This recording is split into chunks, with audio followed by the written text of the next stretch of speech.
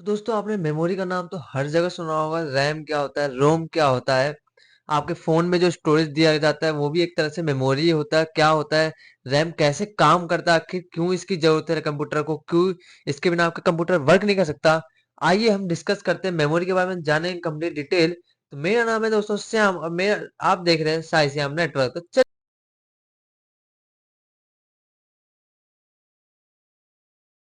तो दोस्तों मेमोरी जो होता है एक टाइप का आपका स्टोरेज डिवाइस होता है जो कि आपके डेटा को टेम्पररी और परमानेंटली दोनों तरीके से स्टोर करता है। अब कैसे स्टोर करता है वो चलिए देखते हैं। तो टाइप मेमोरी जो होता है उसके दो टाइप्स के होते हैं। पहला आपका होता है प्राइमरी मेमोरी और सेकंड होता है आपका सेकेंडरी मेमोरी। तो पहला जो होता है आपका प्राइमरी मेमोरी, इसका काम क्या होता है, ये रिक्वायर्ड करता है कंप्यूटर। इसके बिना आपका कंप्यूटर रन ही नहीं कर सकता, क्योंकि जब भी आप कोई कंप्यूटर को इंस्ट्रक्शन देते हो, जब आप एक ब्राउजर ओपन करने के लिए इंस्ट्रक्शन दिया देते हो आप कंप्यूटर को, देन वो ब्राउजर किसके द्वारा ओपन किया जाता है, वो पहले जो आपने कमांड दी है ब्राउजर को ओपन करने के लिए, वो पहले आपके रैम में स्टोर होगी, जो कि एक प्राइमरी मेमोरी है आपकी। मतलब जो भी आपने इंस्ट्रक्शन दिए सबसे पहले वो आपके प्राइमरी मेमोरी के अंदर स्टोर होगी। देन आफ्टर वो प्रोसेस के लिए जाता है। तो इसके लिए जरूरी है, मेमोरी रिक्वायर्ड है किसके लिए, स्टोर करके था आपका डेटा को, इंस्ट्रक्शंस को। Computer memory in any physical device, ये आपका हमेशा फिजिकल डिवाइस होता है, कोई लॉजिकल डिवाइस आपका कभी भी नहीं होता। ये हमेशा फिजिकल डिवाइस होता है, कैपेबल होता है कि आपके इंस्टोर इंफॉर्मेशन को स्टोर करके रखेगा, टेम्पोररी और परमानेंटली दोनों। इन कंप्यूटिंग मेमोरी मतलब कंप्यूटर की जो मेमोरी होती है आपकी, वो रेफर करती है एक फिजिकल डिवाइस होता है जो कि यूज करता है, स्टोर करता है प्रोग्राम्स को, डेटा को, टेम्पोररी और परमानेंट दोनों पे। एंड उसका ये एक डिजिटल इलेक्ट्रिकल इलेक्ट्रॉनिक डिवाइस होता है। रैम क्या होता है, एक डिजिटल इलेक्ट्रॉनिक डिवाइस होता है। अब प्राइमरी मेमोरी के बारे में देखते हैं। तो ये क्या, ये एक मेन मेमोरी होती है आपकी कंप्यूटर की, इसके बिना आपका कंप्यूटर रन नहीं करेगा। Primary memory, CPU can direct, CPU हमेशा डायरेक्टली जो है रीड और राइट दोनों करता है किसको, मेमोरी को। एंड इट फिक्स्ड करता है मदरबोर्ड को, और मदरबोर्ड के अंदर फिक्स किया जाता है, हमें हम करते हैं हम मेमोरी को, जो भी आपका मेमोरी है उसको हम फिक्स करते हैं। मेन मेमोरी जो होती है ना, दी मेन फीचर जो है प्राइमरी मेमोरी का, वो क्या है, विच डिस्टिंग्विश करता है सेकेंडरी, मतलब सेकेंडरी मेमोरी को बूट करने का काम कौन करता है, आपका प्राइमरी मेमोरी ही करता है। मतलब सेकेंडरी मेमोरी में क्या क्या चीजें हैं उसके अंदर, उसको दिखाने का काम कौन करेगा आपका, वो प्राइमरी मेमोरी ही करेगा आपका। और ये एक्सेस किया जाता है प्रोसेसर, प्रोसेसर इसको डायरेक्ट एक्सेस किया था, अभी मैंने बताया आपको। एंड ये फास्टर मेमोरी अवेलेबल होता है, ये फास्टर मेमोरी ही होता है आपका कंप्यूटर में। तो प्राइमरी मेमोरी को दो भागों में डिवाइड किया गया है।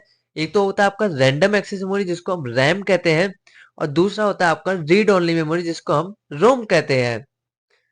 रैंडम एक्सेस मेमोरी में आपका डी रैम और एस रैम दो चीजें आती है। लेकिन रीड ओनली मेमोरी जो कि रोम होता है, उसके अंदर P ROM, E P ROM, फिर ई ई पी रोम हो गया, फिर you V E P ROM हो गया।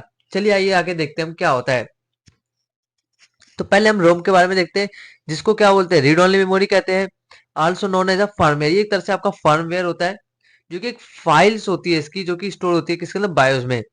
ये डेटा स्टोर करता है, memory can not be modify. ROM के अंदर जो भी डेटा स्टोर होता है उसको आप मॉडिफाई नहीं कर सकते, ना उसको डिलीट कर सकते हो, ना उसको मॉडिफाई कर सकते हो, आप कुछ भी नहीं कर सकते। जो पहले से उसमें इंस्टॉल है वैसा ही वो रहेगा। इसको हम एक तरह से नॉन वोलेटाइल भी कहते हैं। नॉन वोलेटाइल का ही मतलब ये है कि आप कोई मॉडिफिकेशन उसके अंदर कुछ भी नहीं कर सकते। रोम जो यूजुअली स्टोर करता है आपका स्टार्टअप, रोम क्या करता है, स्टार्टअप कॉन्फ़िगरेशन। स्टार्टअप कॉन्फ़िगरेशन मतलब जो भी कंप्यूटर को स्टार्ट करने के लिए कॉन्फ़िग इंस्ट्रक्शंस की जरूरत होती है, उसको कौन इंस्टॉल करे, अपने अंदर स्टोर करता है, वो रोम स्टोर करके रखता है।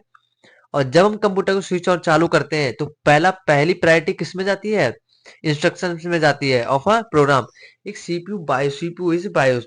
सीपीयू क्या करता है, पहले बायोस को एक्सेस करता है और देखता है कि बायोस के अंदर क्या क्या प्रोग्राम रनिंग है, कि मुझे पहले किस ड्राइव को बूट करना है, उसके अंदर देखना है कि इसके अंदर कुछ है कि नहीं। तो विच रोम जो होता है प्री प्रोग्राम होता है। रोम जो अभी मैंने बताया प्री प्रोग्राम होता है, एक ही बार इसको डिजाइन किया जाता है, एंड इसके बाद इसको आप कोई मॉडिफिकेशन या कुछ भी नहीं कर सकते। स्टार्ट, जब हम इस कंप्यूटर को स्टार्ट करें तब इसका यूज तुरंत यूज हो जाता है। अब इसके भी कई सारे टाइप्स है, जैसे जैसे ये आता है आपका पी रोम। पी रोम जिसको हम प्रोग्रामेबल रीड ओनली मेमोरी कहते हैं, और वन टाइम प्रोग्रामेबल भी कहते हैं, जो कि अभी मैंने बताया आपको कि इम्पिटी ऑफ डेटा, ये एक चिप होती है। जैसे आप चिप देख सकते हैं ना, ये वाले, ये एक चिप है, ये इम्पिटी चिप है। इसके अंदर बाद में जो है आप प्रोग्राम करते हो, जो भी आपका रोम रोम होता है, मतलब प्रोग्राम किया जाता है इसको उसी अकॉर्डिंग। फिर ना ही आप एक बार प्रोग्राम करने के बाद ना ही आप इसको इरेज कर सकते हो, ना ही आप इसको मॉडिफाई कर सकते हो। एक बार प्रोग्राम हो गया, फिक्स हो गया वैसे ही। फिर आता है ईपी रोम, जो कि erasable programmable read only memory होता है, जो कि रिटर्न होता है अगर प्रोग्राम्ड होता है, कैन बी इरेज। इसके अंदर जो डेटा होगा ना आपका, जो भी इंफॉर्मेशन इंस्ट्रक्शन स्टोर होगी, वो क्या, उसको आप इरेज कर सकते हो, उसको आप डिलीट कर सकते हो, फॉर्मेट कर सकते हो चिप को, एंड उसमें दोबारा से प्रोग्राम भी कर सकते हो। फिर आपका आता है ईईपी रोम, जो कि electrically erasable programmable read only memory होता है, जो कि रिटर्न होता है प्रोग्राम इसमें, एंड कैन बी इरेज कैसे with the help of electrical. कोई इलेक्ट्रिकल डिवाइस की आपको जरूरत पड़ेगी, इलेक्ट्रिकल डिवाइस का की सहायता से आप इसको इरेज कर सकते हो। और सो डाटा जो इसके अंदर जो भी हमने इंस्ट्रक्शन सेट करे हैं, उसको आप इजीली मॉडिफाई भी कर सकते हो इसके अंदर ईईपी रोम में। फिर आता है फ्लैश मेमोरी, ये आपको हर जगह देखने को मिला है, ये नॉन वोलेटाइल मेमोरी होती है, कैन बी इरेज, इसको भी हम इलेक्ट्रिकली इरेज इलेक्ट्रॉनिकली इरेज करते हैं, री रिटर्न करते हैं, सिमिलर जो कि ईईपी रोम के जैसे है। आप इसके इंस्ट्रक्शन को रीराइट भी कर सकते हो और इरेज भी कर सकते हो। मोस्ट कंप्यूटर जो फ्लैश मेमोरी को हमेशा यूज करती है एंड होल्ड करता है, क्योंकि ये स्टार्टअप कॉन्फ़िगरेशन को होल्ड करता है, बिकॉज इट अलाउ करता है, ये अलाउ करता है कि हम अपडेट कर सके इसको, मतलब जो हमारा बायोस है ना उसको हम अपडेट कर सके। बायोस क्या होता है मैं बताऊंगा आपको आगे। बायोस जो है आपका वो प्री जो भी इंस्ट्रक्शंस को है, इंस्ट्रक्शन आप, मैंने ही बताया रोम का, उसको कौन इंस्टॉल वो उसको कौन अपने अंदर स्टोर करता है, वो बायोस ही करता है। मतलब आप रोम को एक तरह से बायोस मान सकते हो आप कंप्यूटर की भाषा में। रोम जो होता है आपका, वो मोबाइल फोन में ऐसे अकॉर्डिंग आप कहते हैं कि आपने जब भी फोन बाय किया होगा ना, तो आपको दिखा होगा कि आपके फोन में 8 GB रैम 64 GB रोम है। तो रोम वहां पर आपका काम आता है, लेकिन कंप्यूटर की लैंग्वेज में जब आते हो ना आप, तो वहां पे आपका यहाँ पे बायोस काम आता है। तो बायोस और रोम कोई डिफरेंस नहीं है, सेम है। फिर आता है आपका रैम की बात, जो कि हम जरूर इसको पढ़ते हैं आगे, कि रैम जो होता है ये रैंडम एक्सेस मेमोरी होती है आपकी। ये वर्ड ये वर्ड जो है ना random, because information can be access करते हैं नॉन सीक्वेंशियल। इसके अंदर जो इन्फॉर्मेशन स्टोर होती है, जब तक आपका कंप्यूटर चालू होगा तब तक ही ये इस इंफॉर्मेशन को स्टोर करेगा, और इसको हम नॉन सीक्वेंशियली ऑर्डर में स्टोर करता है आपके डेटा को। और जो भी डाटा इसके अंदर स्टोर होता है, it could be anywhere in the container, एक कंटेनर की तरह स्टोर होता है। अमाउंट ऑफ रैम अवेलेबल, जितनी रैम अवेलेबल होगी, जैसे आपकी इंफॉर्मेशन है वो 5 GB की है, बट आपके पास 4 GB की ही रैम है, तो क्या वो उसमें स्टोर हो पाएगा? नहीं। आपको उसके लिए उस पांच कम से कम अकॉर्डिंग 6 GB तक की रैम रखनी पड़ेगी। रैम जो होता है कि टाइप होता है आपके मेमोरी का, जो कंप्यूटर में जो कि यूज करता है, स्टोर करता है आपके डेटा को। सॉफ्टवेयर हो गया जो कि रन करने पड़ते हैं, जो कि एक्सेस करते हैं हम क्विकली। जैसे आप विंडोज ओपन करते हो, ये मैंने विंडोज ओपन कर रखा है, ये किसके बदौलत चल रहा है? ये रैम के बदौलत चल रहा है, जो कि प्राइमरी मेमोरी है। अगर मेरे कंप्यूटर में रैम नहीं होगा तो ये भी विंडो रन नहीं करेगा, डिस्प्ले नहीं आएगी। इट इज अ वोलेटाइल, ये एक वोलेटाइल मेमोरी होती है, and it is a information stored inside the when computer is turn on. जब आप कंप्यूटर को बंद करते हो, तो इसके अंदर स्टोर सारी इंफॉर्मेशन जो है डिलीट हो जाती है ऑटोमेटिकली। ये एक टेम्पोररी मेमोरी होती है। अब आता है रैम के टाइप क्या होते हैं। तो रैम दो टाइप टाइप के होते हैं आपके, एस रैम और डी रैम। एस क्या होता है? एस एक स्टैटिक रैम होती है, स्टैटिक रैंडम एक्सेस मेमोरी। ये टाइप होता है रैम का ही, जो कि होल्ड करता है डेटा को विदाउट एक्सटर्नल रिफ्रेश, मतलब बिना किसी एक्सटर्नल हेल्प के ये डेटा को होल्ड करके रखता है अपने अंदर। और long as power is supplied इस सर्किट, और इसमें पावर जो इसका सर्किट होता है उसमें पावर सप्लाई हो रही होनी चाहिए। This is context dynamic RAM which must be refreshed. लेकिन डायनेमिक रैम में क्या होता है, हमें मच भी इसको रिफ्रेश करना पड़ता है पर सेकंड में। ऑर्डर ना होल्ड करता है डाटा कंटेंट। एस रैम जो यूज करता है computers cache memory. S RAM किसको यूज करता है? कैशे मेमोरी, क्योंकि वो कैशे मेमोरी का काम जो होता है, जो भी प्रोग्राम्स ओपन करे उसको क्विकली ओपन करे और उसको होल्ड करके रखे, कैशे मेमोरी कैसे जमा करके रखे, जिससे हम जहां पे थे हम उस फोल्डर में, या फिर जहां पे भी थे हम उस प्रोग्राम में, वहीं पर रहे। फिर आपका डी रैम आता है, जो कि डायनेमिक रैंडम एक्सेस मेमोरी होती है, जो कि आपका मेजोरिटी होती है मॉडर्न डेस्कटॉप कंप्यूटर में, आज के टाइम पे आपको हर जगह मिल जाएगा ये वोलेटाइल मेमोरी होती है, नीड करता है, रिफ्रेश करना पड़ता है हमें voltage with voltage regularly and otherwise loss करते हैं। इसको मिनिमम जो वोल्टेज की जरूरत होती है उतनी इसको चाहिए ही चाहिए। अगर उतना नहीं मिलेगा तो ये रिफ्रेश करेगा, खुद को रिफ्रेश करेगा तो आपका डेटा स्टोर जो है वो लॉस हो जाएगा। ये इस डी डायनेमिक रैम जो है ऑल्सो रेफर करते हैं हम डी रैम भी इसको वही बोलते हैं। और ये volatile means the loss information stored it is soon power is withdraw. जैसे आप पावर केबल हटाओगे वैसे इसका डाटा भी हट जाएगा। डिफरेंस क्या होता है इसके अंदर? अब हमने पढ़ तो लिया रैम और रोम के बारे में क्या होता है, लेकिन डिफरेंस भी तो होंगे कुछ इसके बारे में, वो देखते हैं। तो आपका वोलेटाइल मेमोरी क्या कर, रैम क्या वोलेटाइल है, रोम वोलेटाइल नॉन वोलेटाइल है। रैम क्या है? डेटा को रैम इज नॉट परमानेंट, ये परमानेंटली रिटर्न स्टोर तो नहीं करता, रिटर्न नहीं करता। When power of data delete, power of होने पे डेटा डिलीट होता है। और रोम जो होता है परमानेंटली स्टोर करता है, नॉट इरेज, इसको हम इरेज नहीं कर सकते। रैम में डी और एस रैम होता है, लेकिन रोम में आपका पी और ईपी रोम आ जाते हैं। ये रिक्वायर करता है कि इसको इलेक्ट्रिसिटी की जरूरत है रिटेन करने का डाटा, लेकिन रोम को डाटा इलेक्ट्रिसिटी की कोई जरूरत नहीं है, वो उसके बिना भी चलता रहेगा, वो डाटा को स्टोर करके रखेगा हमेशा। रैम जो होता है मेमोरी अवेलेबल करता है ऑपरेटिंग सिस्टम, ऑपरेटिंग सिस्टम को अवेलेबल चलाने के लिए आपको रैम की जरूरत पड़ेगी, प्रोग्राम प्रोसेस करने के लिए एंड कंप्यूटर रनिंग करने के लिए। लेकिन रोम इज अ मेमोरी जो कम्स करता है विद योर कंप्यूटर, जो कंप्यूटर में आता है प्री रिटर्न एंड होल्ड करता है आपके इंस्ट्रक्शंस को ये, एंड बूट करता है आपके किसको, कंप्यूटर को, कंप्यूटर के विंडो को, ऑपरेटिंग सिस्टम को बूट करने का काम करता है। अब आता है कैशे मेमोरी। अब आता है कैशे मेमोरी क्या होता है। तो cache memory also called a CPU memory, एक तरह से सीपीयू में भी होता है, आपके रैम में भी होता है कैशे मेमोरी। तो ये रैंडम एक्सेस मेमोरी होता है, डाटा कंप्यूटर माइक्रो प्रोसेसर में भी होता है, कैन एक्सेस करते हैं more quickly then it access करते हैं रेगुलर, ये रेगुलर रैम को एक्सेस करने के लिए यूज होता है कैशे मेमोरी। एंड ये मेमोरी जो होती है टिपिकली इंटीग्रेटेड डायरेक्टली सीपीयू में, इंटीग्रेटेड हो चिप के अंदर इंटीग्रेटेड हो, सेपरेट चिप होती है and that as a separate bus होता है, इंटरकनेक्टेड होता है जो कि सीपीयू से आपका। और ये बेसिक पर्पस इसका क्या होता है कैसे मेमोरी, क्यों हम इसको स्टोर रखते हैं अपने कंप्यूटर में? ये आपके प्रोग्राम के जो इंस्ट्रक्शंस होते हैं ना, इसको फ्रीक्वेंटली तुरंत अपने अंदर स्टोर कर लेता है एंड री रेफरेंस देता है बाय सॉफ्टवेयर। जब हम सॉफ्टवेयर यूज कर रहे होते हैं ड्यूरिंग द ऑपरेशन में, उस टाइम ये हमें रेफरेंस दे देता है। अब होता है फास्ट एक्सेस, इसका फास्ट एक्सेस होता है, मतलब कंप्यूटर को फास्ट करने के लिए आपको जितना ज्यादा कैशे मेमोरी होगा उतना ज्यादा कंप्यूटर भी आपका फास्ट हो जाता है। सॉफ्टवेयर की स्पीड को इंक्रीज कर देता है ये, जिससे हम इस कैशे मेमोरी जितना ज्यादा होगा हम सॉफ्टवेयर को उतना ज्यादा फास्ट एक्सेस कर पाते हैं। एज अ माइक्रो प्रोसेसर अगर आप देखें तो डेटा जो है it look first cache memory में आता है, फिर फाइंड करता है इंस्ट्रक्शंस को, जो भी इंस्ट्रक्शन दिए गए, फिर फ्रॉम प्रीवियस रीडिंग करता है आपके डेटा को। ये आपका ज्यादा बैटरी नहीं कंज्यूम करेगा, पावर कंज्यूम नहीं करता डेटा स्टोरेज डिवाइस का। इसके लेवल क्या होते हैं? कैशे मेमोरी के 3 लेवल के होते हैं, L1 L2 L3। जैसे मैं कंट्रोल से एस्केप दबाऊं तो मेरा यहाँ पे टास्क मैनेजर ओपन हो जाएगा। अब जैसे ही आप यहाँ पे देखेंगे तो यहाँ पे आप देख सकते हैं सीपीयू में L1 L2 L3 तीन तरह के कैशे मेमोरी मेरे पास दे रखे हैं यहाँ पे, देख लिया आपने ये यहाँ पे। तो लेवल 1 में क्या होता है, लेवल ये एक्सटर्नली फास्ट होता है बट रिलेटिवली स्मॉल होता है, छोटा सा होता है। जैसे मैंने दिखाया था आपको, बहुत 128 केबी के समथिंग था ये। एंड यूजुअली एम्बेडेड प्रोसेसर में, सीपीयू में वेरी स्मॉल, या 8 से 128 केबी का ही होता है। लेयर टू लेवल 2 का जो कैश होगा वो एक्सटर्नल कैश होगा, एक्सटर्नल प्रोसेसर चिप होगा, एक्सटर्नल उसी में एक्सटर्नल होगा, मदरबोर्ड में होगा नियर दी आपके माइक्रो प्रोसेसर। ये लार्ज होगा आपका 64 से 116 एमबी तक चले जाता है ये। और लेवल 3 जो होता है मेन आपका यही करता है, ये मेमोरी जो होता है वर्क करता है, इंप्रूव करता है।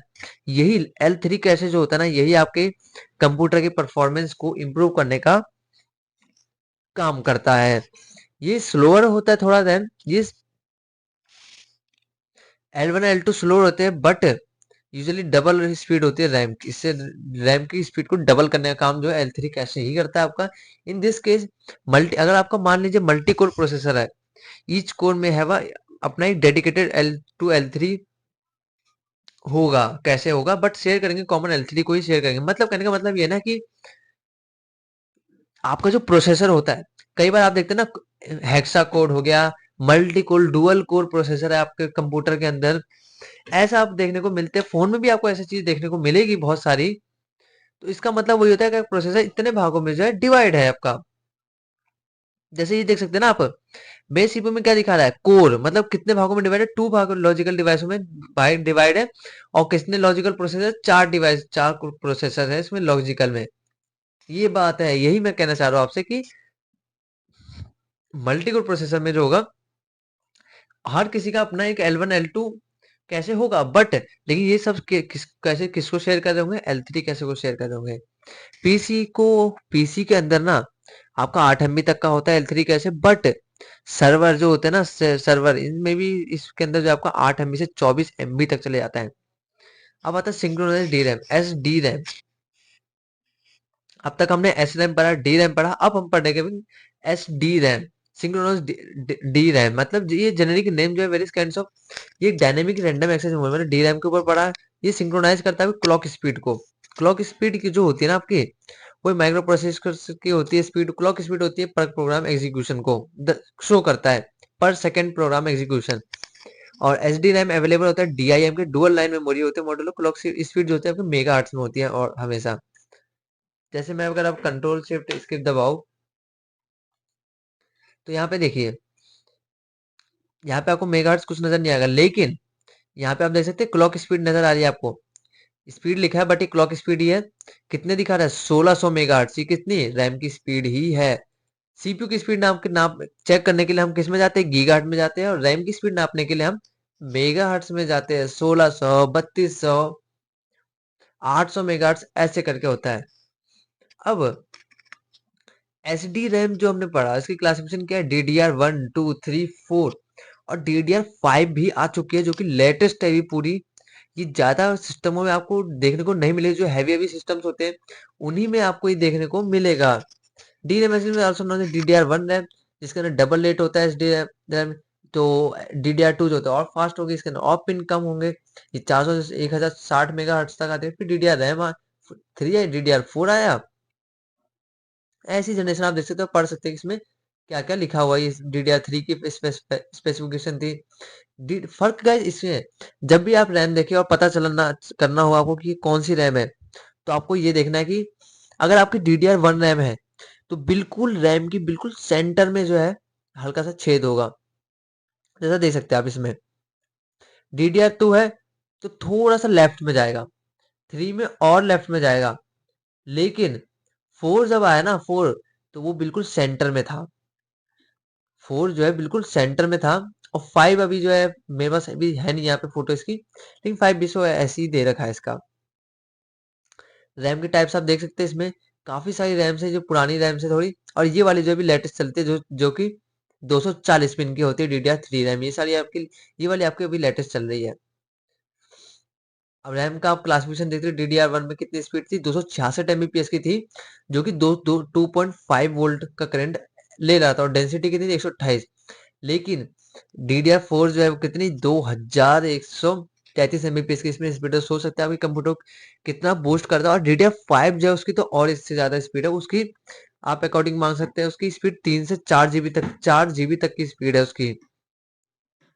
तो सोच सकते हैं जब कितना पावरफुल बनाता है आपके कंप्यूटर को। और वोल्टेज इसका 1.2 वोल्टेज है, वोल्टेज भी कम हुआ है, कम पावर कंज्यूम करता है। तो ये हमने पढ़ लिया प्राइमरी मेमोरी के बारे में। अब हम पढ़ते हैं सेकेंडरी मेमोरी क्या होती है। तो सेकेंडरी मेमोरी जो एक हार्ड डिस्क, तो सेकेंडरी मेमोरी का मतलब मेन जो काम होता है वो डेटा को स्टोर करके रखना परमानेंटली। जैसे आपका आता है हार्ड डिस्क। अब हार्ड डिस्क क्या है, हार्ड डिस्क एक आपका स्टोरेज डिवाइस है, जो कि परमानेंटली आपके डेटा को स्टोर करके रखता है।